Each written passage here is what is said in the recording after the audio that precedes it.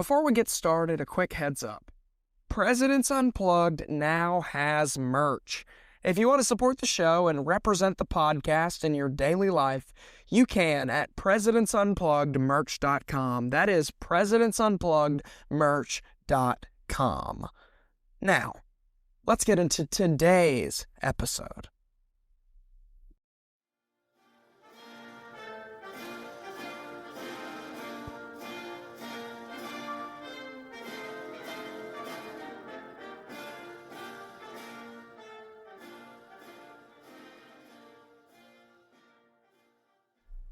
On March 4th, 1865, Andrew Johnson stood before the nation to be sworn in as vice president. Battling a sickness, Johnson drank several glasses of whiskey before delivering his speech, believing it might help him feel better.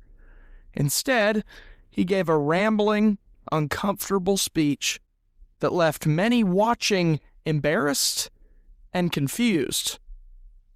It wasn't the introduction that anyone expected from America's new vice president. But just 6 weeks after this speech, after Abraham Lincoln was assassinated at Ford's Theater, that same man unexpectedly became the 17th president of the United States. The nation had just survived 4 years of civil war. And now the responsibility of putting it all back together rested on the shoulders of a man that very few had ever expected to lead it. This is the story of Andrew Johnson. Let's do this.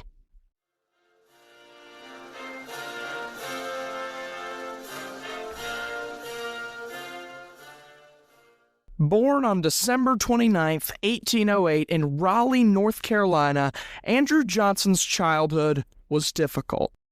His father died when he was very young, leaving his family in severe poverty. But unlike nearly every president before him, Johnson never received a formal education. As a young boy, he was apprenticed to be a tailor, spending his days learning how to sew and repair clothes instead of sitting in a classroom. But fortunately, his story didn't end there.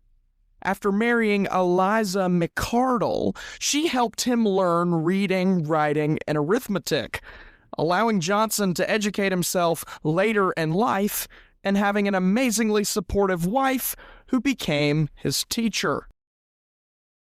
Together they moved to Greenville, Tennessee, where Johnson opened his own shop as a tailor. And now you might be listening and wondering, what does sewing together a pair of pants have to do with becoming vice president and eventually president of the United States? Surprisingly, more than you think. A tailor spends almost every day listening to customers, whether that's farmers, businessmen, laborers, and neighbors.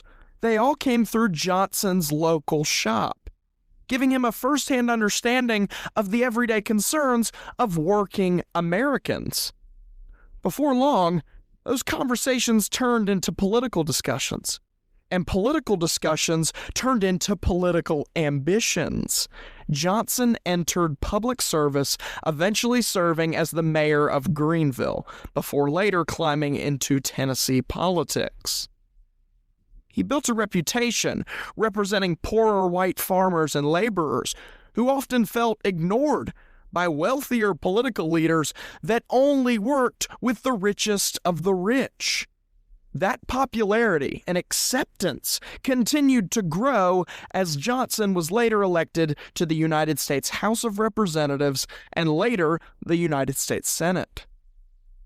During his time in Congress, Johnson became one of the strongest supporters of something called the Homestead Act, a proposal that would allow ordinary Americans to claim public land in the West if they agreed to settle and improve it. The only way we were going to turn this manifest destiny into a manifested reality was to create to build from a small group of states in the east all the way to the west, from sea to shining sea. The idea of the Homestead Act reflected much of Johnson's political philosophy. He believed that opportunity should belong to hardworking citizens just as much as the upper class, the richest of the rich. This was a position that earned him considerable respect among not just the people in the state of Tennessee, but the entire country. And as Johnson's political career continued to rise, so did the tensions dividing the nation. By the late 1850s, the issue of slavery had pushed America dangerously close to breaking apart. Southern states were threatening secession every other week, and once Abraham Lincoln won the presidency, they began to secede. State after state announced that it would leave the Union, eventually forming the Confederate States of America. Where was Johnson a part of? The place that had broken away. Johnson now faced the defining decision of his entire political career. Although he was a Democrat from Tennessee and owned enslaved people himself, he believed that the Constitution and the Union were permanent. While almost every other Southern senator resigned their seat in Congress, Andrew Johnson refused. He remained in Washington, becoming the only senator from a seceding state to stay loyal to the Union. That decision transformed Johnson into a national figure almost overnight.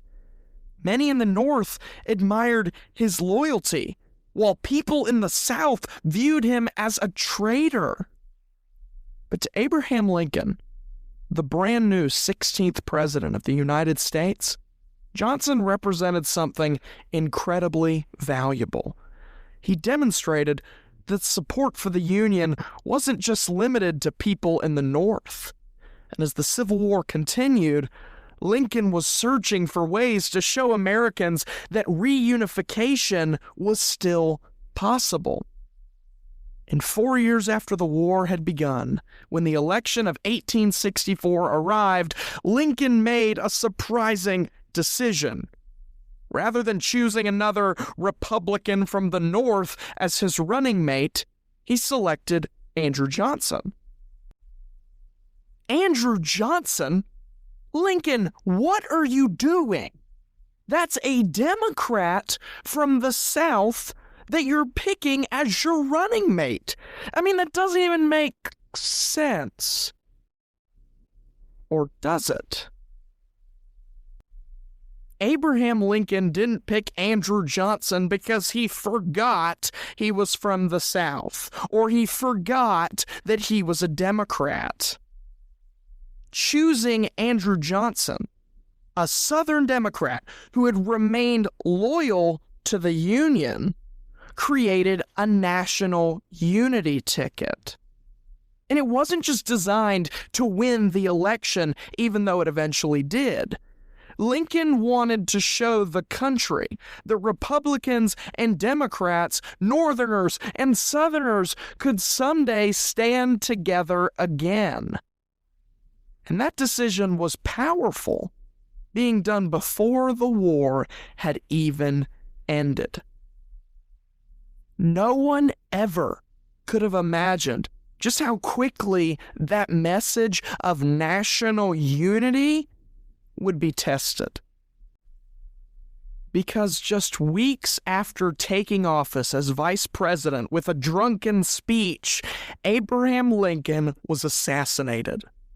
And Andrew Johnson suddenly found himself leading a nation that had won the war, but had no real roadmap for rebuilding the peace.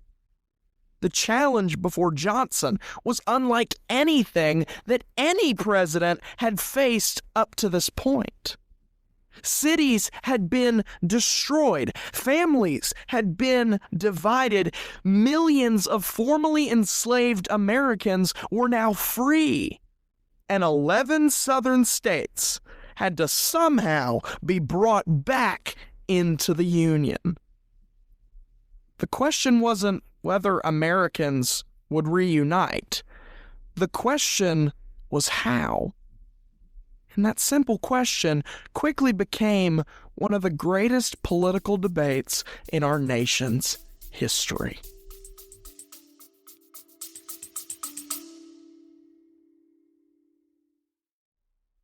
Abraham Lincoln was 6'4". Franklin Roosevelt was the president for over 4,000 days. These are facts. But you know what else is a fact? The fact that Presidents Unplugged has an Instagram page. If you want presidential content and overall updates on the show, come to the Instagram at Presidents_Unplugged.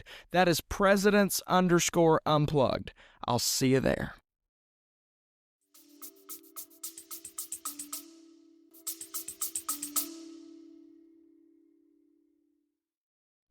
While George Washington himself might not have had an Instagram page, Presidents Unplugged does.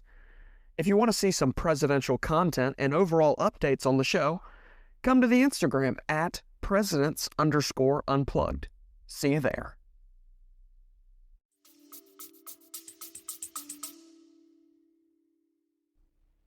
Andrew Johnson believed, right after the Civil War, that the quickest path forward was restoring the southern states into the Union as rapidly as possible. He issued pardons to thousands of former Confederates and allowed southern governments to reorganize with very few requirements. In Johnson's mind, the war was over, and the nation needed healing rather than continued punishment. But Congress, another branch of government, saw things completely differently. Lawmakers believed that restoring the Union without protecting these brand new rights to formerly enslaved people would just recreate the same problems that had led to the Civil War in the first place. In many ways, this became a debate of mercy versus accountability. Should the South be welcomed back with open arms in hopes of national unity? Or should it first be required to undergo significant political and social change? While Johnson believed he was preserving the Constitution and restoring the Union by bringing back all these states as soon as possible, his opponents believed differently. They thought his policies abandoned the promises of freedom that the war had been fought to secure. Okay, these slaves are now free, but what's stopping them from being attacked, slandered, discriminated, segregated?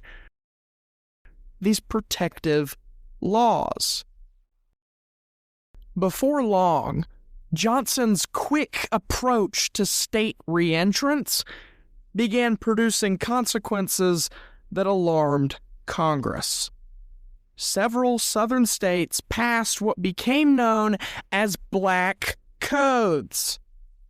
They're not good codes. These laws severely restricted the freedoms of newly freed African Americans. Hold on, isn't that what we just fought a war to have not happen? These laws limited where they could work, live, travel, and how they could participate in society. While slavery had legally ended, many of these new black codes attempted to recreate systems of control that looked remarkably similar to, slavery. To Johnson's critics, This was key evidence that the South had changed far less than they had hoped. That this newly presidential Southerner was just going to take our country right back to where it started. And the disagreements only intensified. Johnson vetoed a bill extending the Freedmen's Bureau, an agency created to assist formerly enslaved people with education, legal protection, food, and employment during Reconstruction. He also vetoed the Civil Rights Act of 1866, arguing that it exceeded the powers of the federal government. Johnson's questionable policy decisions and vetoes were getting out of hand very quickly. But too bad, because whatever the president says goes. There's no way that the other branches of government can work together to override the president. Or is there? Woven into the first 3 articles of the Constitution are something called checks and balances, where each branch of government, the executive, the legislative, and the judicial, can make sure other branches aren't getting out of hand when it comes to power. And in one of the largest displays of congressional authority in American history, Congress overrode both vetoes, putting the laws into action. Presidential vetoes had certainly been overridden before in American history, but rarely on legislation carrying such enormous weight in national importance.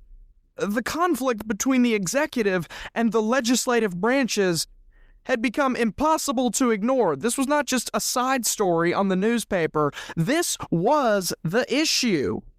Determined to defend his policies and why he might have done these vetoes in the first place, Johnson embarked on a nationwide speaking tour that became known as the Swing Around the Circle.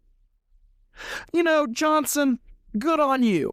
Going around the country, telling people why you did what you did, and maybe bringing some peace. Oh no, Johnson would never be that nice. Rather than speaking to the nation to reimburse unity or confidence, many of his speeches were combative and unnecessarily emotional. He openly criticized Congress, exchanged insults with critics, and further damaged his standing with much of the country. We had just seen an entire war fought over division, and the only thing Johnson was doing was ripping our nation further and further apart. This disagreement over Reconstruction and its policies was now becoming a deeply personal battle. Eventually, this entire conflict centered on one man, Secretary of War Edwin Stanton. Stanton strongly supported Congress's Reconstruction policies and frequently opposed Johnson's decisions. Congress had passed something called the Tenure of Office Act, which was a law that intended to prevent the president from just removing somebody because they didn't like them without Senate approval. Believing the law to be unconstitutional, Johnson removed Stanton anyway. Johnson didn't care what Congress had to say. He was going to do whatever he wanted to. I mean, he is the president, after all. Andrew Johnson erroneously assumed that removing Edwin Stanton would support his cause against Congress. Erroneously is our word of the day. Erroneously describes an action or a statement done incorrectly, mistakenly, or based on false information. While Johnson believed that getting this guy out of his cabinet that supported Congress would build up his case, it did quite the opposite. While Stanton wasn't really the entire reason that the nation reached this point, he was simply the spark that ignited the fire that had been burning for years. The real conflict was over the future of Reconstruction and who had the authority to shape it. Instead of trying to find common ground or make an agreement with Stanton, Johnson removed him entirely from his cabinet. This removal of a cabinet position gave the House of Representatives the opportunity it had been waiting for. In 1868, Andrew Johnson became the first president in American history to be impeached. Now, I do have to describe this because it is a little confusing. We've had 3 presidents that have been impeached: Andrew Johnson, Bill Clinton, and Donald Trump. But wait, impeachment is taking somebody completely out of office, right? No, it's not the same thing as removal of office or resignation like Richard Nixon. Impeachment is the formal accusation brought by the House, while the Senate holds the trial to see if the president should be removed or not. When Johnson's trial reached the Senate, the deciding factor of if he would stay in office or not, history came down to a single vote. 35 senators voted to convict Andrew Johnson and actually go the mile and take him out of office, while 19 voted to acquit. Johnson survived because conviction required one more vote than Congress could secure. Had just one senator changed his mind, Andrew Johnson would have not only become the first president ever impeached, but the first president ever to be removed from office. Although he remained the president, Johnson's political influence had basically disappeared, and he failed to receive his party's nomination for another term and quietly left the White House in 1869. But years after his presidency, in one final twist to an already remarkable life, Johnson returned to public office, becoming the only former president in American history to serve afterward in the United States Senate. It was already an extraordinary ending for a man whose life had already been filled with unlikely chapters and difficult decisions. So now we get to the most difficult question of the entire episode. How in the world should history remember Andrew Johnson? That question continues to divide historians today. His presidency consistently ranks right at the bottom of presidential surveys. But I do have to make the point that not all presidential surveys are the same. Just because you're watching a YouTube video that immediately puts Andrew Johnson at the bottom of its list doesn't mean you should trust it. There's actually a great presidential ranking list done by a company called C-SPAN, who has done 4 votes since the year 2000, ranking American presidents from worst to best. And it's not just one guy over the list. It's a group of 150 presidential historians who give the presidents more points if they're a good president and less if they're a worse president. While figures like George Washington and Abraham Lincoln are on the top with over 800 points, you go way to the bottom of the list and you see James Buchanan and Andrew Johnson, who both have a measly score of just over 200 points apiece. And it does make you wonder, why do these presidential historians rank these presidents so low on the list? James Buchanan is for an entirely different purpose, and we talk about him on the Season 3 episode, number 15, Crisis Without Courage. But let's get back to Johnson. Hearing this ranking might be confusing after hearing sort of an inspirational story. He rose from poverty without a formal education. He built a successful career through determination, and he remained loyal to the Union when nearly every Southern colleague walked away. What's the catch?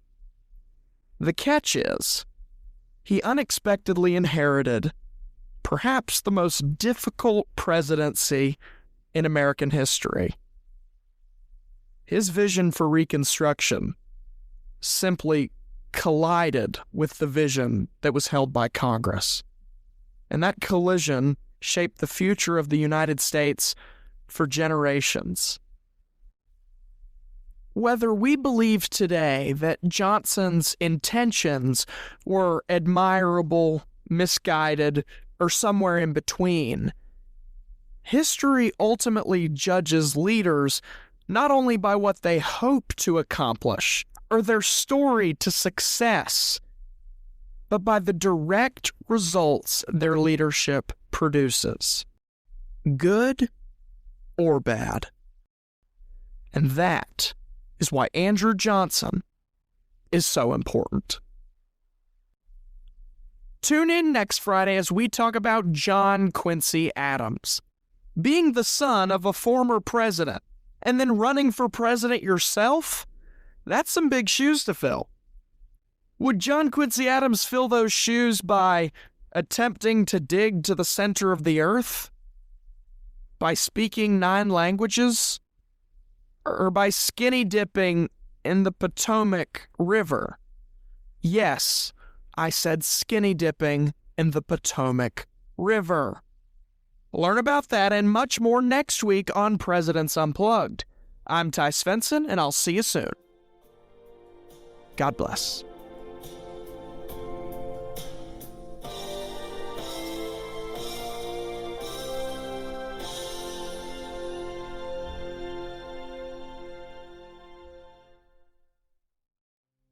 Thank you for listening to Presidents Unplugged. If you enjoy content like this, give us a follow on Apple Podcasts or Spotify today to be notified that your favorite presidential podcast has released new content. Now, when do we release new content? Once a month, maybe twice a year, maybe even once a year? No. We release new content every Friday at 1 p.m. for my American enthusiasts to enjoy. Come join me on our dive into making American history the most entertaining and interesting subject to learn every single week. I'm Ty Svensson, this is Presidents Unplugged, and I'll see you soon.